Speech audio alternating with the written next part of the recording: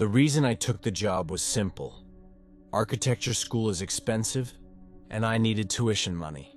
My name is Alex, and for 8 months, I had been the official midnight inventory specialist at a massive 24-hour retail chain. Think of the kind of store that sells everything from lumber to laundry detergent. But my shift didn't start until the last employees, the stalkers and the cleaning crew, had punched out. At 11:30 p.m., the silence fell, hard and complete. It was a silence that felt less like peace and more like a vacuum, sucking every familiar sound out of the air. The lights, which were aggressive and bright during the day, now felt clinical and cold, casting stark, unforgiving shadows that seemed to stretch forever down the long, empty aisles. My specific role was tedious, counting thousands of small items scattered across the 2 main warehouse levels. Armed with nothing but a scanning gun and a 2-way radio that rarely got reception in the back corners. Tonight, I was assigned to the 2nd level, the massive auxiliary storage floor. A place where pallets of seasonal overflow were stacked 20 feet high. A labyrinth of forgotten inventory. I knew I was alone. That was the selling point of the shift. Maximum pay for minimal human interaction. But tonight, that isolation felt heavy, like a physical weight pressing down on my chest. The 2nd level was the worst. It wasn't organized like the main sales floor. It was a sprawling concrete canvas covered in giant, haphazard stacks of wooden pallets, shrink-wrapped boxes, and forgotten display models. It smelled overwhelmingly of cardboard, industrial cleaner, and the stale metallic scent of cold storage. My first task was the Christmas overflow. Boxes upon boxes of lights, fake trees and plastic Santas, all stacked precariously high. I had to use the small manual lift to get up to the higher shelves, moving slowly and methodically. Every minor movement I made, the scrape of my work boots, the mechanical whir of the lift, the beep of the scanner, was magnified 1,000 times by the empty space. I remember thinking how easy it would be to vanish here. If I slipped off the lift and broke a leg, no one would find me until 7 a.m. When the day manager arrived, I had the only key to the building. This thought, familiar and mildly unsettling, was my nightly companion. It usually faded as I got into the flow of counting, but tonight it lingered. A cold hand on the back of my neck. I kept checking my watch, focusing on hitting the word count from my architecture paper in my head, just to distract myself from the silence. I was deep in the heart of the Christmas section, the only light coming from my small headlamp and the distant ceiling fixtures. The sheer monotony of the work was hypnotic. That's why I was so certain of what I heard. It started faint from somewhere on the ground floor, maybe 500 feet away. It wasn't a crashing noise, which would have been easily dismissed as the building settling. It was mechanical, high-pitched, and momentary. The unmistakable squeak of a shopping cart wheel, followed by a short scraping roll, and then a muffled final clank as it came to rest. I froze. My heart immediately lurched from its slow inventory rhythm into a frantic drumbeat. I held my breath, listening into the void. The sound did not repeat. I climbed down off the lift, my boots crunching softly on the concrete. Rationalize it, Alex. I told myself the janitorial staff sometimes left a card out, and perhaps the air conditioning system, which funneled air across the vast floor, had been strong enough to push it a few feet. It was absurd, but it was the best explanation I had, and I desperately needed an explanation. After that, the work became impossible. Every shadow was a figure, every groan of the steel frame was a footstep. My hands were visibly shaking, and my scanning accuracy dropped to 0. I decided I needed a break, and more importantly, I needed to check my vitals. I knew the fire escape routine by heart. If there was someone in the building, they had to have come in through the main doors, or the 3 designated fire exits. I took the stairs down to the ground floor, moving faster now, the anxiety driving me.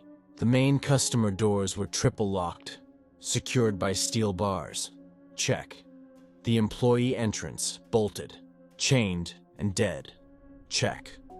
I finally got to the large, heavy fire exit door near the loading dock. This one was reinforced with steel, heavy enough to withstand a small car crash. I reached out and put my hand on the cold steel to check the bolt. It was locked, but as I pulled my hand away, I realized the horrifying truth. The door was not flush against the frame. It was cracked open, maybe a hair's width, just enough to create a tiny, dark sliver of space. The wind, I told myself, could not have done that. The weight of that door was easily 100 pounds. It required a significant amount of force, or at least a powerful external gust. But the warehouse was temperature-controlled and climate-sealed. There was no wind inside. I pressed my shoulder against the door and shoved it shut, hearing the resounding clang as the steel met the frame.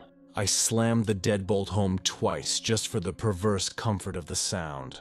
This time, I didn't rationalize. I knew with sickening certainty that the door had been opened from the outside, and it had been done recently. I looked out into the vast, dark warehouse floor, where I had just heard the shopping cart and where the shadows seemed to stretch and writhe. My first thought was theft. Someone had been inside, realized the door was too small for a quick escape, and left. But the paranoia whispered a more sinister explanation. They didn't leave. They retreated. I couldn't go back upstairs, not yet. I had to know what, if anything, was out of place on the ground floor. I grabbed a heavy, 2-foot-long adjustable wrench from a maintenance locker. A pathetic weapon, but better than nothing, and started walking. The main floor was worse than the warehouse level. The shelves here were shorter but packed tighter, creating deep, dark canyons where daylight never reached. I moved past the sporting goods, the cleaning supplies, and the massive toy section, my flashlight beam cutting a nervous swath through the dark. I saw nothing. Pallets were in place. Nothing was spilled. Everything was exactly where it should be. The very normality of it amplified the terror. The intruder, if there was one, was a ghost. They weren't taking anything. They were just observing. The wrench felt cold and useless in my sweaty palm. I was starting to seriously question my own sanity, wondering if the isolation and sleep deprivation were finally catching up to me. Maybe I had been too stressed about my tuition. Maybe the ghost cart and the half-open door were just fever dreams. I decided I was being ridiculous. I had to finish the count. I jogged back toward the stairs, forcing myself to be professional, convincing myself that the adrenaline surge had passed. But as I reached the entrance to the vast garden supply section, a place I hadn't been to all night, I stopped dead. My blood turned to ice. There, right in the center of the clean, empty main aisle, sat 3 cans of tomato soup. They were from the standard canned goods section, which was 200 yards away, and they were stacked perfectly. 2 cans on the bottom, 1 on top. A meticulous, neat pyramid of 3 cans of basic, store-brand soup. It was so utterly mundane, so absurdly out of place, that it hit me harder than any scream or bang. This wasn't a theft attempt. This wasn't the building settling. This was a message. Someone had picked up 3 cans of soup, walked them across the entire store, and placed them in an aisle dedicated to mulch and potting soil. They knew where I was, and they were playing a game. The rational part of my brain finally shut down, replaced by sheer blinding panic. I didn't care about the inventory, the job, or the tuition anymore. I just wanted out. I spun around, ready to bolt for the emergency button, the one that would page security and the police. But the building was massive. Where were they? I had to run past the entire food section, past the front registers, to get to the employee entrance. I looked back at the cans. They felt like 3 small, mocking eyes staring at me from the dark. I fumbled for my phone, but my fingers were so slick with sweat, I could barely grip the glass. I messaged my roommate, Jake. Call me now, seriously, someone is in the warehouse. Don't text, call. I stood there, shaking, waiting for the ring, waiting for the connection. I heard the whoosh of an unreceived text message leaving the zone, followed by the cold, flat message on my screen: no service. I was completely cut off. With the threat established and my lifeline gone, my ears became my enemy. I strained to hear over the omnipresent hum of the air conditioning. My eyes darted from shadow to shadow, but the light was always too far away to give me a clear view. I stood completely still for what felt like an eternity, the only sound the frantic thudding of my own heart against my ribs. And then, from the aisle that contained the heavy, towering cleaning supplies, the absolute darkest corner of the building, I heard it. It wasn't loud. It wasn't a whisper. It was a single, gentle, but utterly deliberate cough. It was muffled, as if the person had covered their mouth with their sleeve. But it was too organic, too distinct, too human to be mistaken for anything else. They were there. They were alive. And they were waiting for me to make the next move. They knew exactly where I was. And they were letting me know they hadn't moved since the soup. The sound of the cough severed the last fragile thread of my sanity. I didn't reach for the wrench. I didn't shout. I didn't look at the aisle. I just reacted. Pure survival instinct took over. I dropped the scanner. The sound of the plastic shell hitting the concrete was loud and sharp, a dead giveaway of my position, and I ran. I ran like a trapped animal, not toward the distant main exit, but toward the central administrative office on the ground floor. It was a tiny room, but it was the most reinforced structure in the building, built with solid walls and a heavy, thick wooden door, designed to hold paperwork and cash overnight. I fumbled the key into the lock, my hands shaking so violently I almost dropped the entire keychain. I shoved the door open, dove inside, and slammed it shut, engaging the heavy deadbolt. I didn't waste a second. I scrambled under the largest desk, curled into a ball, and pressed my entire body against the concrete wall. I was in my bunker, and I waited for the invasion. I turned my phone screen off completely. I didn't want any light. I didn't want any sound. I wanted to be a ghost. I tried to slow my breathing, but every inhale sounded like a ragged gasp in the suffocating silence of the tiny office. I could hear the hum of the building outside the thick walls, and I focused on that, trying to filter out every other sound. And then the filtering failed. I heard the footsteps approaching, slow, heavy. They weren't running. They were stalking. They were coming from the direction of the cleaning aisle, moving across the massive floor with the kind of confidence only someone who owns the space could possess. The scraping sound of their shoes on the polished floor seemed to grow louder with every second. They were here. I squeezed my eyes shut, my entire body rigid, convinced the solid wood door would splinter open any second. They stopped, right in front of the door.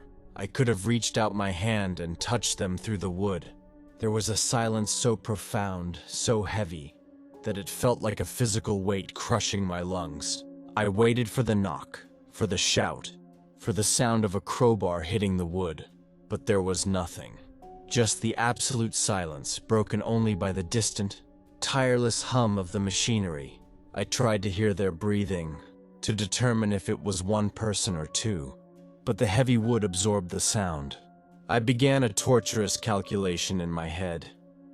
How long can I hold my breath? How long until they get bored? I realized then that they weren't trying to break in. They were just there. They were standing on the other side of the door, listening to my terrified, shallow breathing. The knowledge that I was trapped, that they were waiting, and that they had all the time in the world, was the most paralyzing horror I have ever known. The long silence finally broke. It wasn't a violent sound. It was much, much worse.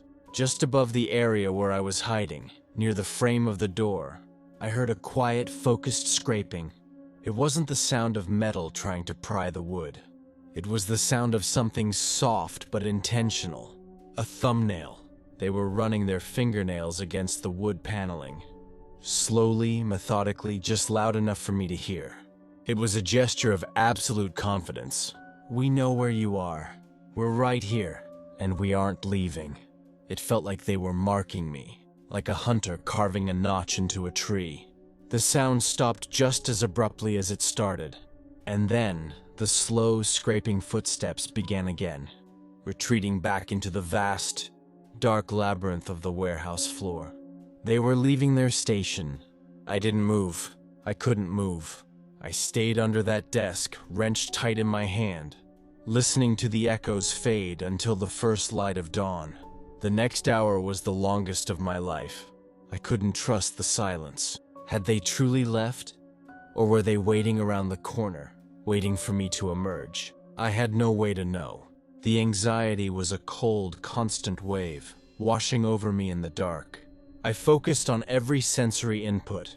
The faint, metallic scent of the office, the cool touch of the concrete wall against my cheek, the sound of my own shaky breathing. I knew that I couldn't just walk out. The police would never believe me. They would write it off as a nervous, overworked student. So I waited for my backup. I waited for the sound of the day manager's arrival, the sound that would finally pierce the suffocating veil of the night. Every minute was an act of raw endurance. I kept repeating the same phrase in my head. 7 a.m., 7 a.m. If I heard any sound other than the manager's key, I was going to call 911 immediately. Logic be damned. The sound of the key turning in the main employee entrance at 7:02 a.m. was the most beautiful noise I have ever heard.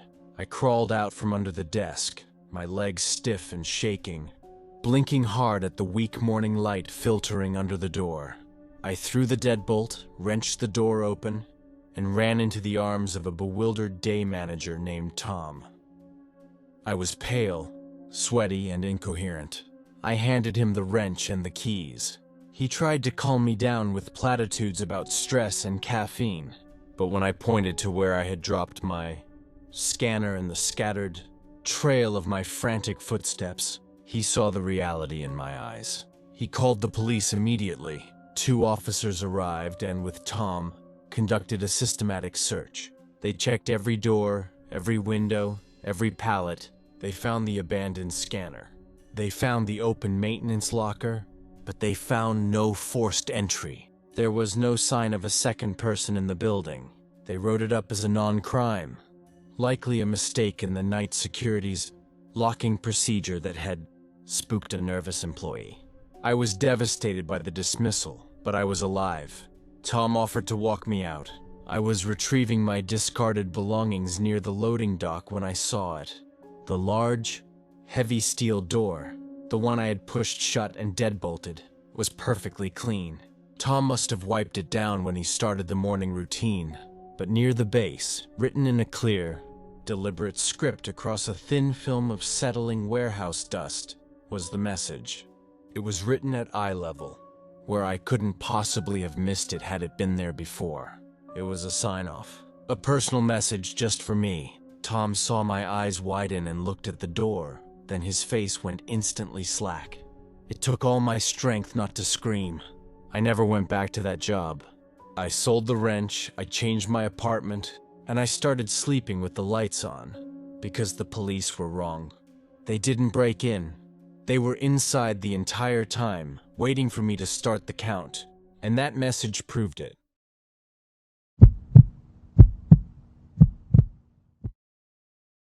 My shift started at midnight, but the real work began at 1 a.m. That's when the last cleaning crew cleared out, and I, Sarah, became the sole human consciousness responsible for watching 58 camera feeds across a sprawling, multi-acre storage facility. This wasn't some dusty old warehouse.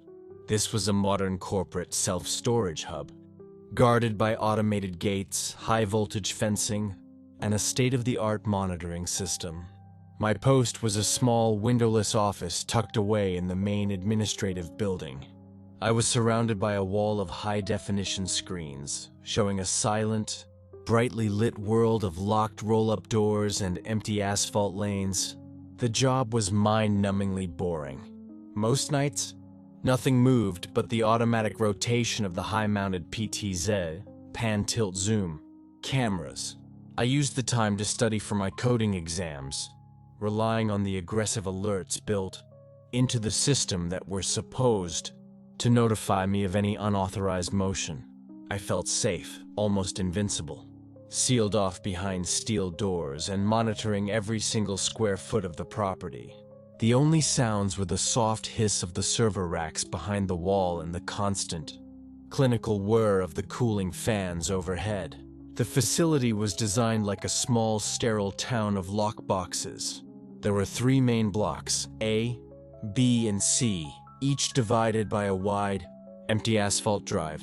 Block C was the most remote, located right up against the perimeter fence near the dark, wooded area that bordered the property line.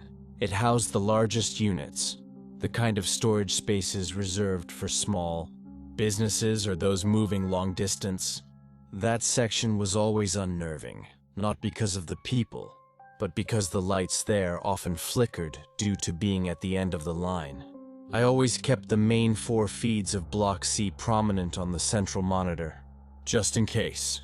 My routine was rigid: check the perimeter alarms, log the gate activity, and then settle into my schoolwork, glancing up every 10 minutes. The silence was so profound that even the sound of my own pen scratching against the paper felt like an intrusion. I made a thermos of coffee, put my headphones in, and dove into my homework, letting the glowing wall of silent surveillance become mere background noise. It was a flicker, so subtle I almost dismissed it.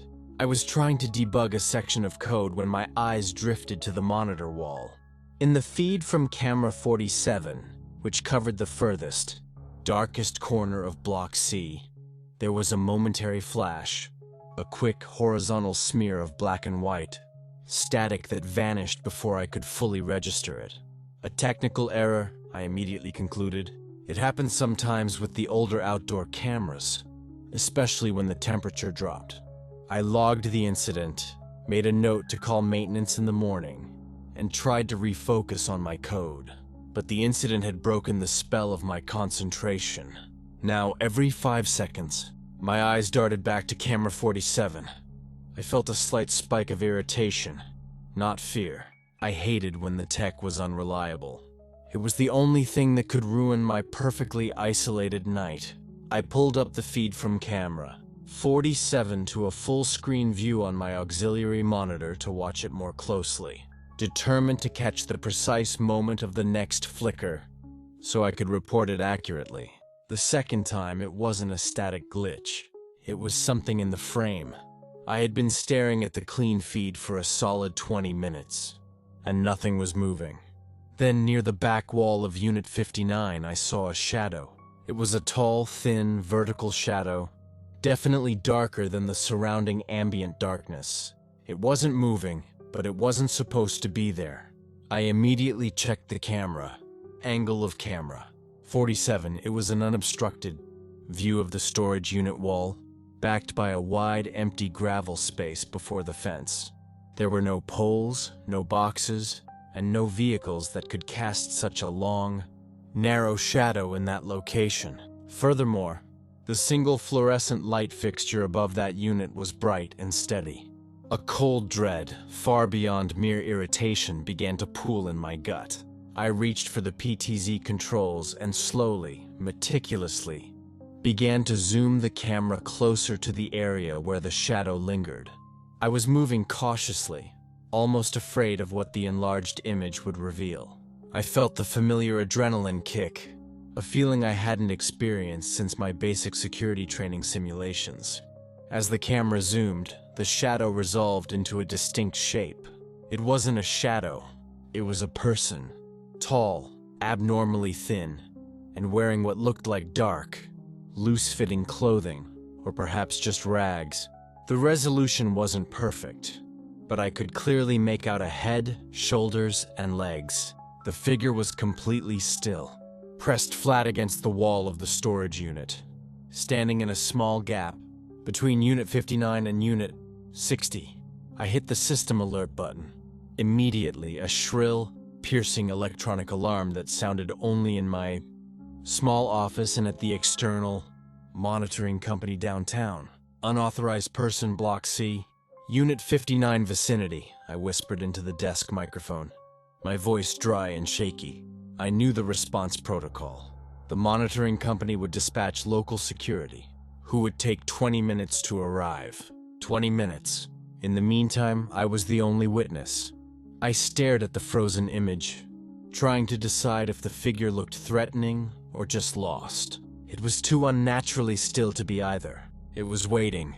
I watched, mesmerized by fear as the figure began to move. It wasn't a walk or a step. It was a slow, sickening slide. The figure maintained its contact with the wall, but glided sideways, silently, along the stucco surface, moving toward Unit 60. The movement was inhumanly smooth, like a badly rendered video game character glitching through the environment. It covered about 10 feet of wall space in 30 seconds. I frantically tried to adjust the PTZ camera to get a better angle of the figure's head, but the camera was slow, its motors whining in protest. I realized then that I had no idea how the figure had gotten inside. The fence alarms hadn't triggered. The gate hadn't been opened. It had simply appeared in the frame. I began to review the previous 30 minutes of footage on the side screen, desperately scanning the time-stamped images, but the figure wasn't there 1 minute and was pressed against the wall the next. It defied the laws of motion and security. The figure stopped its slow slide in front of the lockbox of Unit 60. It paused there, completely motionless, for another minute. Then, I heard it through the sensitive camera microphone, the sound that cemented the entire encounter as a purposeful act. It was a focused, loud scrape of metal on metal. The figure was doing something to the lock mechanism of Unit 60, not a break-in attempt, not a frantic effort, but a slow, deliberate attack on the physical barrier. I shouted into the microphone again, though I knew it was useless. "Intruder at Unit 60. Stop immediately." My voice was absorbed by the thick walls of the control room. The figure continued its scraping, a slow, grating sound that spoke of malicious intent. I could see no tools, just the dark shape of its arm reaching out and moving against the lockbox. The terrifying realization hit me. This wasn't someone looking for possessions. This was someone marking the property. Suddenly, the scraping stopped. The figure slowly turned its head. It didn't look toward the direction of the perimeter fence or the main building. It looked directly at camera 47. The moment the figure faced the lens, the picture seemed to degrade slightly, as if the light was being sucked out of the frame. I couldn't make out a face, only the impression of a void. 2 dark spots where eyes should have been, but the intent was clear, sharp, and terrifying. It wasn't a glance. It was a stare, a deliberate acknowledgement of the lens and the person behind it. It knows I'm here. It knows I'm watching. A deep, primal coldness settled over me. I felt exposed, vulnerable, despite the layers of security and technology separating us. I hit the siren button, the internal one, the one that sets off a piercing, localized alarm in the vicinity of the intrusion. I had violated protocol, but I didn't care. I needed that thing to stop looking at me. The moment the siren blared from the external speakers, the figure vanished. Not by running or sliding, but by simply ceasing to be in the frame. 1 second it was staring. The next, the wall of Unit 60 was perfectly clean. The sudden removal of the threat was somehow more frightening than the threat itself. I stared at the now empty feed of camera 47, trying to reconcile the impossibility of its disappearance. Had the siren startled it into fast motion? Or had the camera itself failed at the crucial moment?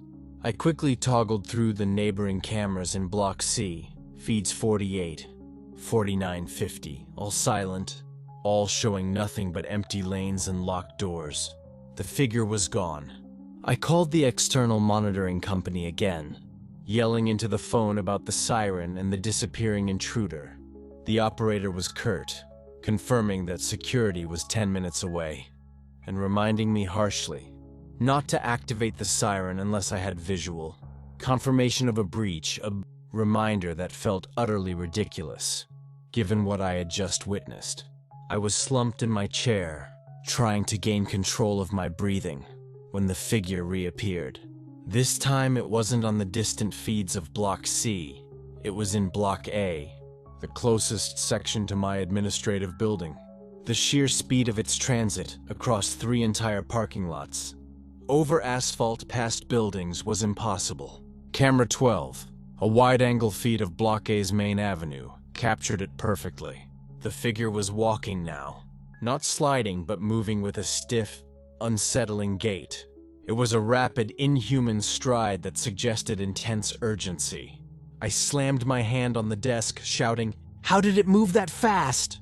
The figure stopped right in the middle of the avenue and turned its attention to the ground.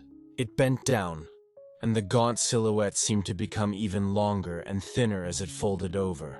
It was examining something on the clean asphalt. I zoomed in the camera, heart pounding, expecting it to be a tool or a weapon.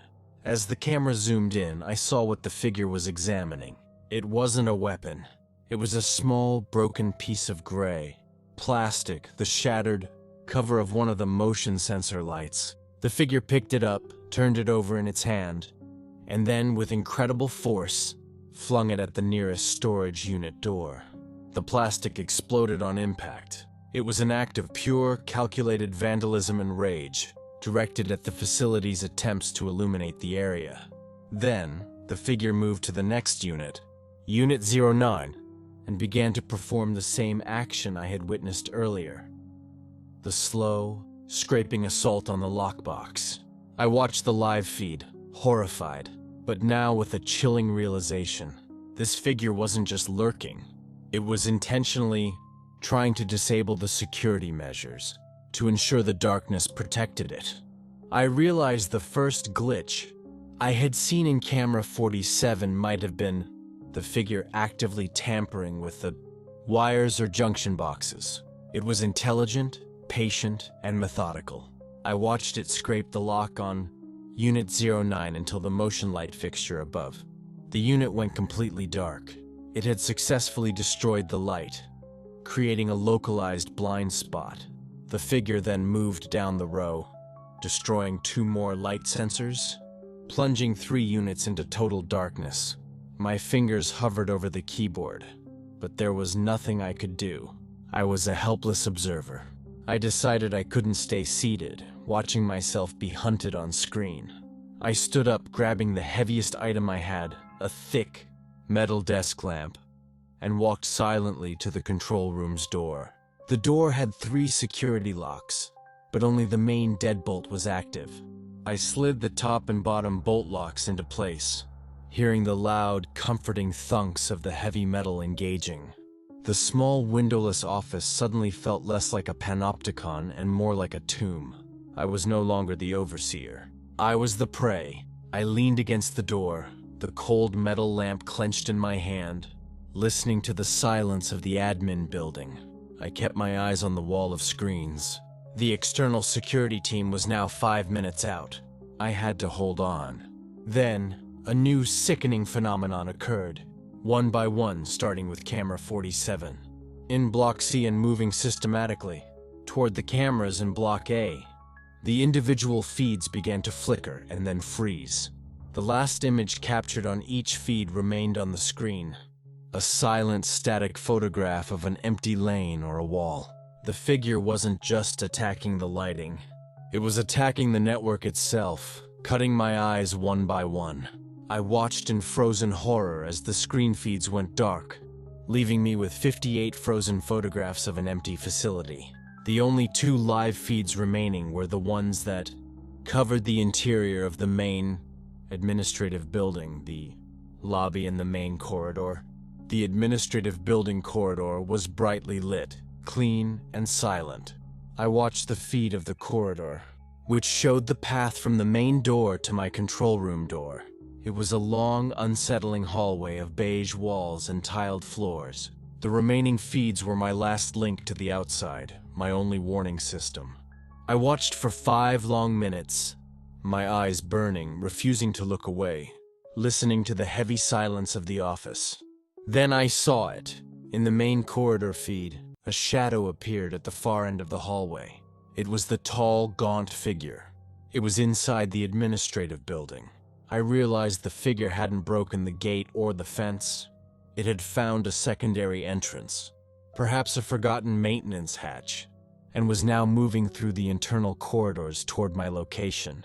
It was walking slowly, deliberately down the hallway, getting larger on the screen with every passing second. It was the most terrifying final 5 minutes of my life. The figure was halfway down the corridor. Its pace never quickened, yet it covered the distance with an unnerving, silent efficiency. I backed away from the desk, pressing myself into the corner behind the server rack, the metal lamp raised above my head.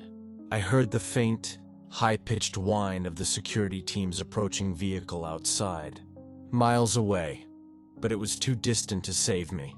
I looked at the corridor feed one last time. The figure had stopped. It was standing directly in front of the camera lens that monitored the hallway, now filling the entire screen with its dark, distorted form. And then it did the impossible. It reached out, and with a single deliberate movement, the feed went dark. The only camera feed left was the lobby view. I listened desperately. I heard no footsteps, no scraping, no knock. Just silence. I waited, paralyzed for the sound of the deadbolts giving way. But all I heard was the faint, rhythmic thump of the approaching security vehicle. The security team found me when they arrived. I was still huddled behind the server rack, the lamp clutched in my hand, shaking uncontrollably. They found no one. Every lock was intact. The alarm logs were clean, showing only my self-initiated panic alert. They checked the footage, which clearly showed the figure and the inexplicable, freezing and eventual blackout of the feeds, but they dismissed it as a sophisticated hacker attack, or perhaps a hallucination brought on by stress and isolation. I pointed to Unit 60 in Block C, insisting on the scraped lock. They confirmed the lockbox was deeply scored, too deep for normal wear and tear. I pointed to the 3 light fixtures in Block A that were out. The maintenance team found the wires neatly severed. I quit that day. I couldn't shake the vision of the figure in the corridor. But the thing that truly haunts me wasn't the image of the figure itself, or even the damage. It was the memory of the silent, purposeful destruction of the camera feeds.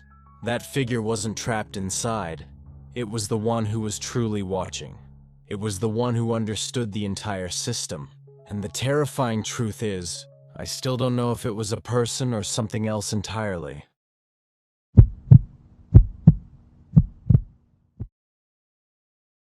My name is Liam, and for 9 months, I had managed to turn the night audit shift at the Imperial Inn into a private study hall. The hotel itself was an ancient beast, a 4-story structure, built in the 1920s, that smelled perpetually of old dust and commercial citrus cleaner. It was massive, labyrinthine, and perpetually underbooked. From 11 p.m. to 7 a.m., I was the sole employee on the property. My post was the expansive, dimly lit lobby desk, a grand piece of chipped oak that felt more like a fortress than a workstation. I had the master key card that granted me access to all 184 rooms, and the internal key ring that managed every linen closet and storage hatch. Tonight was particularly quiet. Only 4 rooms were occupied, all on the ground floor. I'd established a rigorous system for my studies. Audit reports first, then calculus, followed by a final lobby sweep. The isolation was a form of bliss. I poured a fresh cup of coffee from the industrial percolator, opened my textbook, and felt that familiar, quiet confidence settle over me. I was alone, I was in control, and nothing could touch me here. The Imperial Inn was not only old, it was seismically temperamental. Every night, after the last kitchen light was off and the building began its slow cool down, The central steel frame would let out a chorus of agonizing groans and snaps. The manager, Mrs. Reyes, swore it was the expansion joints in the old plumbing system. Tonight, however, the sounds were different. They lacked the mechanical resonance of pipes. They were sharper, louder, and seemed to originate from the center of the second floor. Directly above the lobby, crack, groans, settle. I tried to focus on the numbers on my accounting screen, but the rhythmic distress of the building was too pronounced. It felt less like structural movement, and more like something heavy was shifting, its weight in the unused upper levels.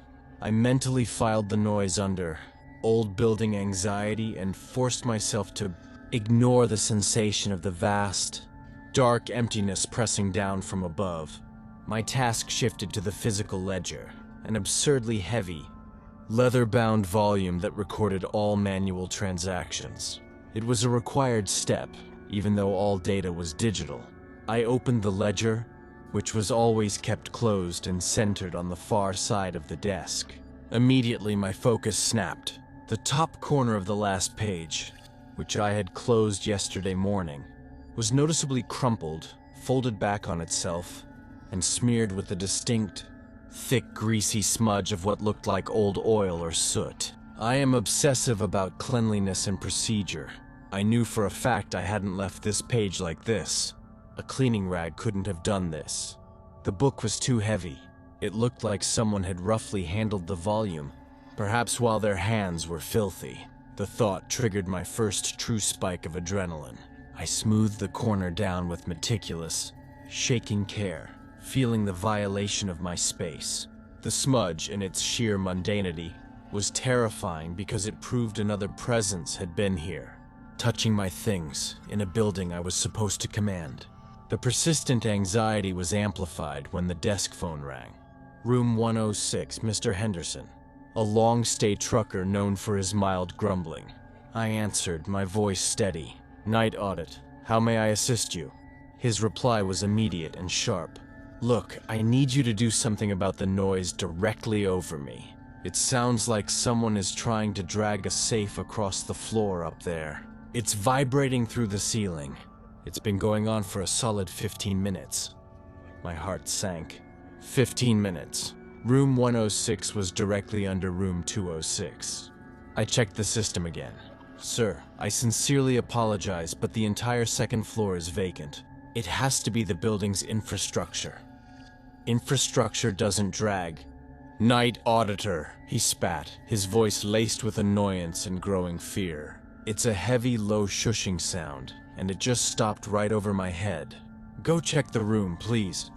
He hung up with a decisive clack. I stared at the receiver. The dragging sound. The one I had been hearing, but dismissed as structural chatter. Now, a guest, an independent witness, had confirmed the sound was real, and the source was directly above him. The professional protocol demanded I investigate immediately, but a cold, primal fear urged me to remain seated. I looked at the master key card. It was my key to safety, but also my key to danger. I have to check it. If it's a structural failure, the building is compromised. I tried to rationalize the noise. Maybe a cleaning cart had rolled away. Or maybe the manager was performing unscheduled maintenance on an old storage unit. But I knew the manager was on vacation, and the cleaning carts were always stored on the ground floor. I pulled out my service radio, a heavy, cheap walkie-talkie, and set it on the desk. If anything happened, I could at least radio the external security line, though the signal was notoriously weak on the second floor. I grabbed a heavy-duty Maglite flashlight, checked the deadbolt on the lobby door, and reluctantly started toward the elevator.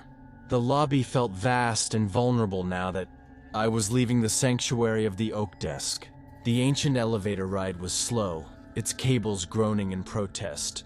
When the doors finally shuddered open onto the second floor, the shift in atmosphere was immediate and unsettling. The air was noticeably colder than the lobby, a damp, heavy cold that felt unnatural for a centrally heated hotel.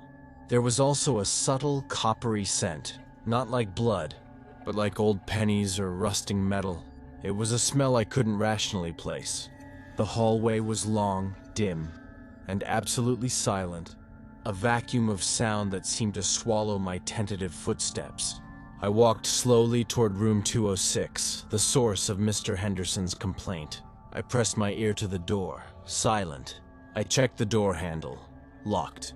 I shined my flashlight around the hallway. The walls were slightly dusty, and the runner carpet was visibly depressed in the center, worn from decades of forgotten guests. I radioed down to my desk, trying to keep my voice light and professional. "Desk, this is second floor. Room 206 is clear and locked. No audible noise. Must be the HVAC unit, returning to lobby." As I spoke the words, I heard it again, the sound of the heavy dragging. But this time, it came from further down the corridor, away from the elevator and away from the guest room. It was loud, heavy, and the shush shush shush rhythm suggested enormous friction. I instantly cut off my transmission, lowering the radio volume. I was certain it was coming from the area of the maintenance access rooms, specifically where the corridor branched into the service wing. This area was dark, rarely lit, and contained rooms that had been permanently decommissioned. I pulled out my keyring and my mental floor plan.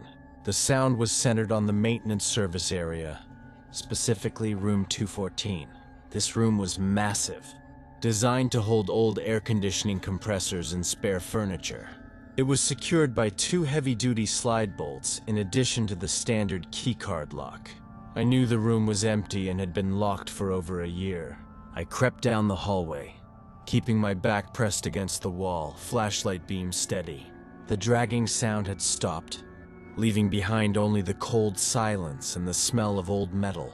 I rounded the corner into the service wing, a narrow, linoleum-floored corridor that was colder and darker than the main guest hallway.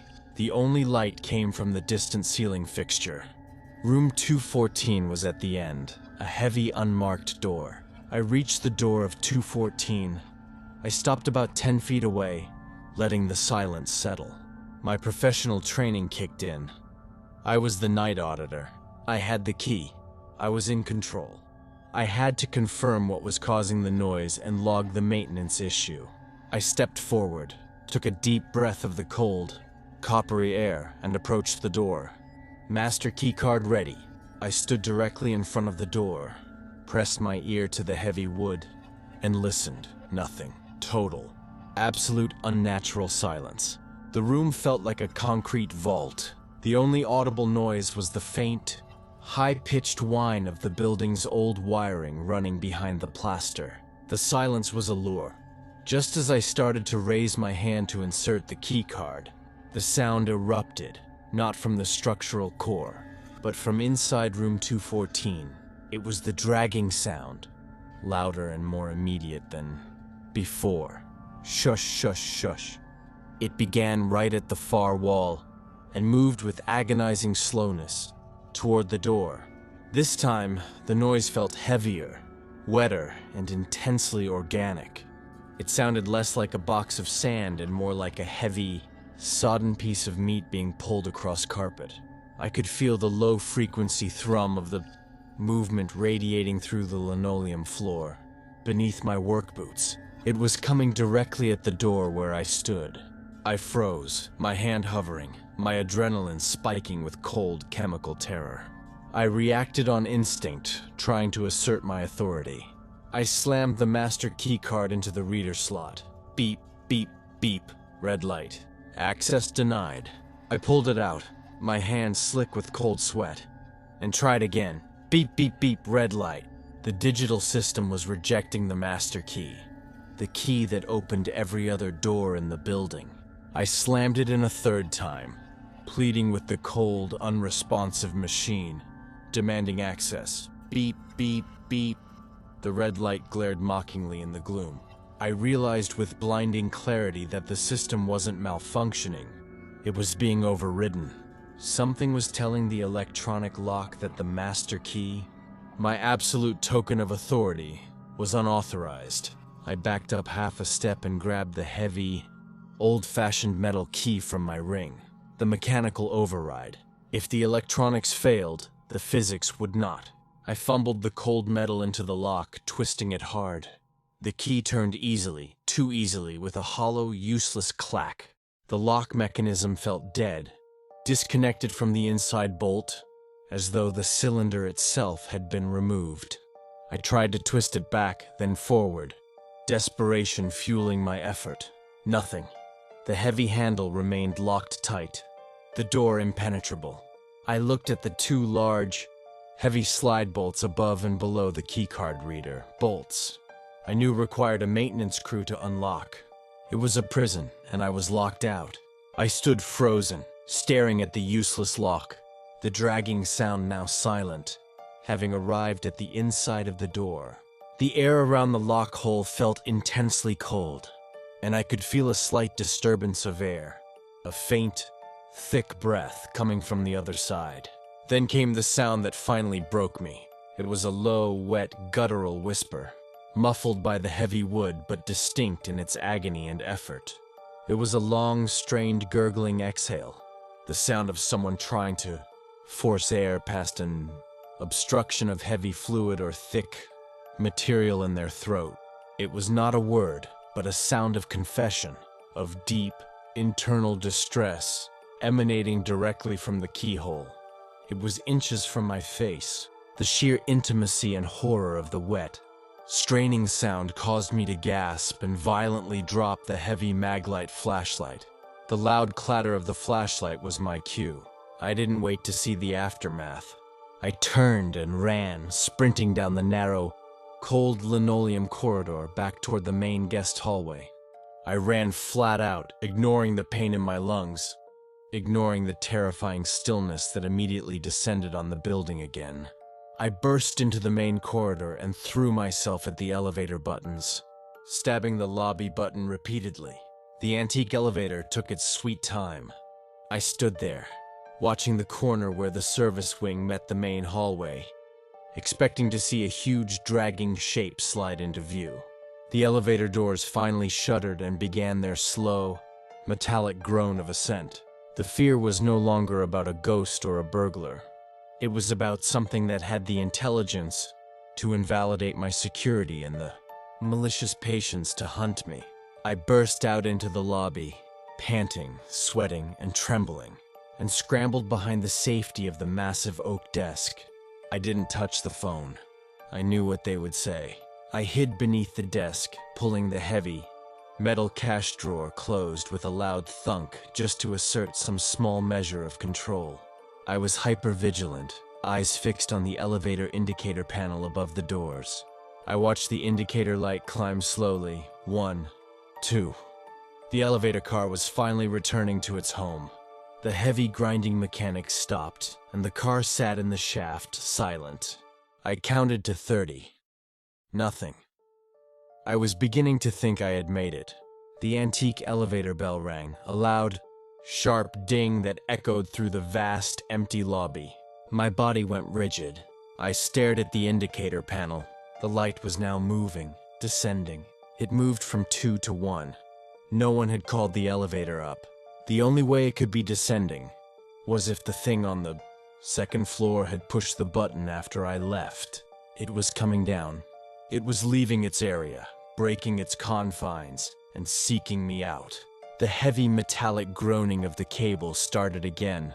The sound of the slow, inevitable movement of the ancient machinery. The groaning ceased.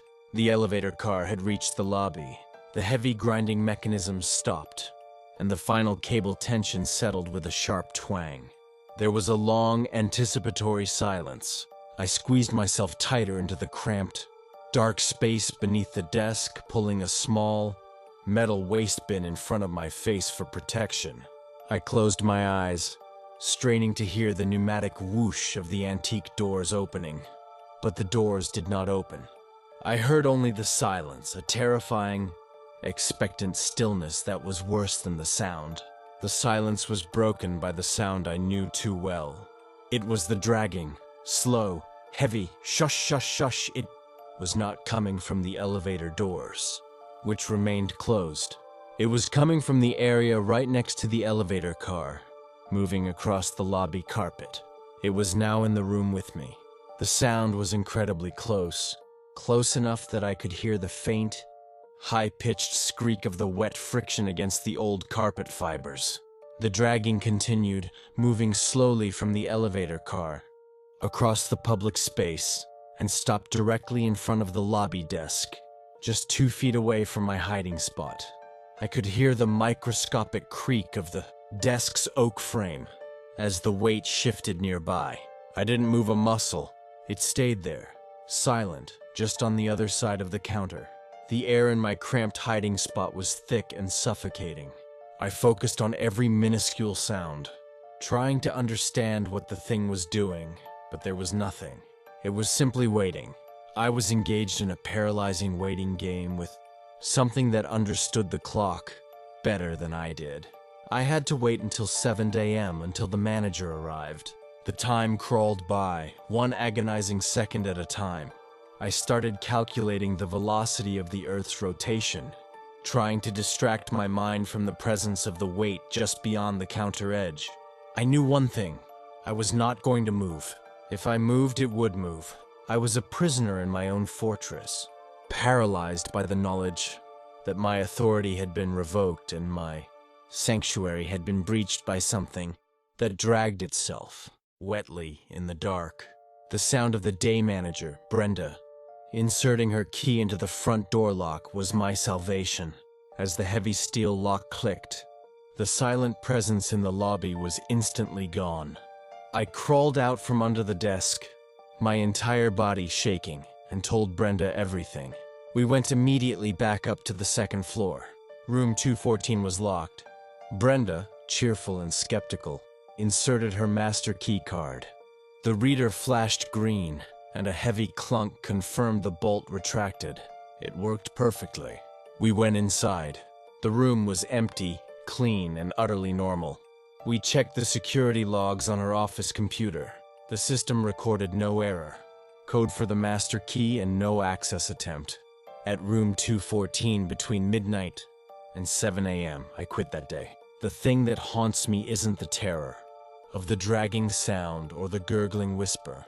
It's the knowledge that whatever was in the Imperial Inn was not just a squatter. It was something that could personally target and invalidate my key, my technology, and my professional authority, proving that I was truly powerless and never alone.